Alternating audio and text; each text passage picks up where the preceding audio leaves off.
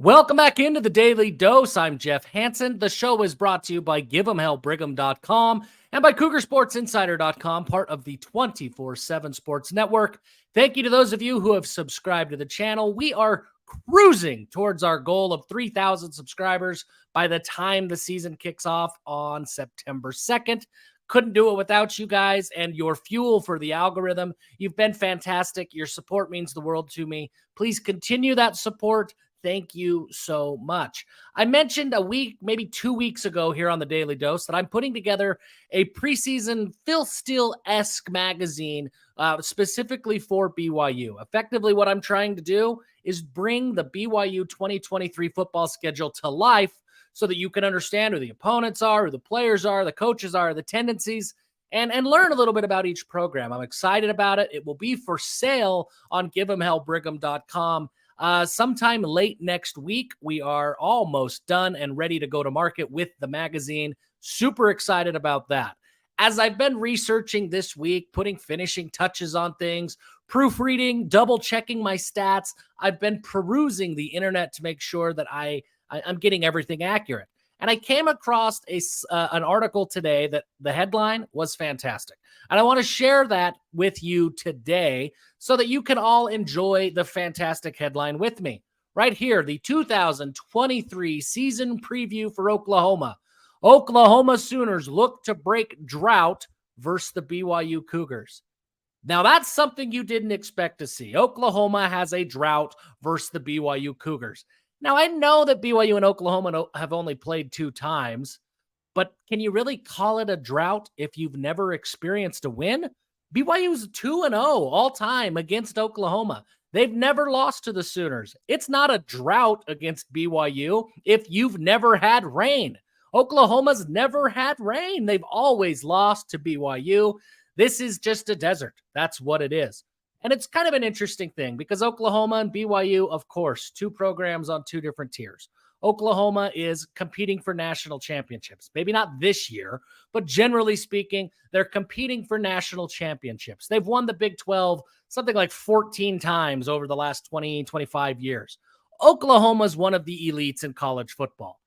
You wouldn't expect an elite in college football to have a losing record against BYU. So that headline is kind of fantastic.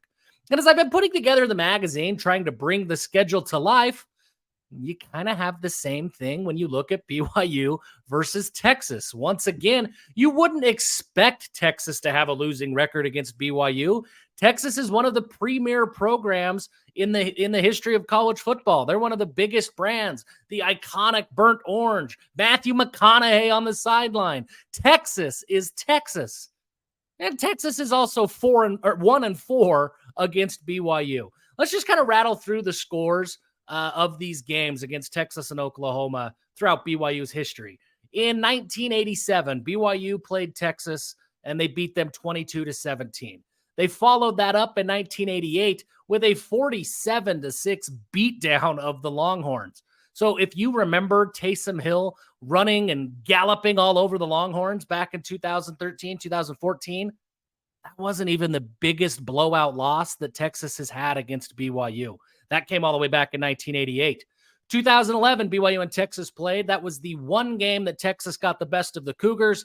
An errant Jake Heaps pass, a couple of stalled drives in the red zone. BYU really played better than Texas in that game, but Texas flexed their muscles in the second half, came back and won by a score of 17-16. Then 2013, 2014, we talked about it. Taysom Hill and his knee brace just galloping all over the Longhorns. 40-21 inside LaVell Edwards Stadium back in 2013. Remember that game? That ended, effectively ended Mac Brown's tenure as head coach at Texas. Manny Diaz was fired before he got on the plane in Provo, and that kind of sent his career into a weird tailspin that had ups and downs and ups and downs. And then 2014, BYU followed it up going to Austin and beat Texas 41-7 again behind the legs of Taysom Hill. You all remember the hurdle into the end zone. Just a fantastic history between BYU and Texas if you're a BYU fan. Oklahoma, the 2 teams have played twice. 1994, BYU, again, beat the pants off of Oklahoma 31-6. And then in 2009, that iconic win, Max Hall versus Sam Bradford. BYU gets the win in the final minutes of the fourth quarter. Cougars win 14-13. So in total, BYU is 6-1 against Texas and Oklahoma. In the 2 games against Oklahoma, they've outscored the Sooners 45-19. In 5 games against Texas, BYU has outscored the Longhorns 156-68. We're not talking about close wins and Hail Marys. We are talking about 2 series that BYU has dominated 2 of the premier brands in college football. Now, I know you wouldn't expect that to happen. Going into 2023, Texas, they look like they might actually be back.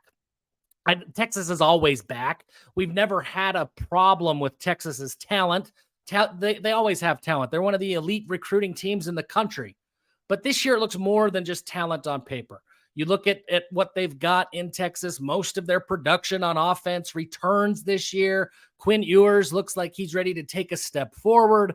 On defense, you've got my pick for not only the Big 12 Defensive Player of the Year, but the Big 12 Player of the Year in Jalen Ford. You have to love what Texas is doing. Oklahoma, Brett Venables has now been there for a year. A lot of roster turnover, an influx of talent. The Sooners look like they're ready to get back to Oklahoma form as well. Is it realistic to expect BYU to continue dominance? Maybe not. But realistically, it's never been realistic. It's never been realistic for BYU to have a 6-1 record against Oklahoma. And yet, that is the reality that we live in. It's just what it is. So I don't think BYU is going to be intimidated by these 2 teams when Oklahoma comes to Provo in late November and when BYU travels to Austin in late October. From that Oklahoma game, it's at home. It's late November. It's going to probably be a night game. It will probably be cold. It might even be snowing. BYU is not going to be intimidated by that environment. It's their home environment. I think that could be a little bit of a shell shock for Oklahoma making their first trip to Lavelle Edwards Stadium. And then from a Texas standpoint, BYU is not going to be intimidated by them either. They know Steve Sarkisian. He's one of us. He's a BYU guy. BYU has won in Austin. They've played in big time environments and venues as recently as just a couple of years ago. I mean, so they're not going to be intimidated by that environment. The defensive staff, a lot of those defensive coaches at Texas have ties to Utah. They've coached at, Jeff Choate coached at Utah State. Kwiatkowski, he coached at Snow College early in his career. I mean, so these are guys that BYU knows. They're not going to be intimidated by Texas either. Will BYU win? I don't know. We'll see. Probably not. On paper, probably not. But they shouldn't have won the last 6 times either, and yet here they are. So will BYU continue to be dominant? That's going to be the thing that I'm most looking forward to in the 2023 season for the Cougars. It will be fascinating. And I do love the headlines right now of, there's a drought. Oklahoma has a drought against BYU. Even if the Cougars go 0-2 this year, the best that Oklahoma and Texas will do all time against BYU is a combined 3-6 against BYU. Just kind of a funny anecdote that I've noticed this week. Thank you so much for taking some time to spend with us here at the Daily Dose. And until next time, give them hell.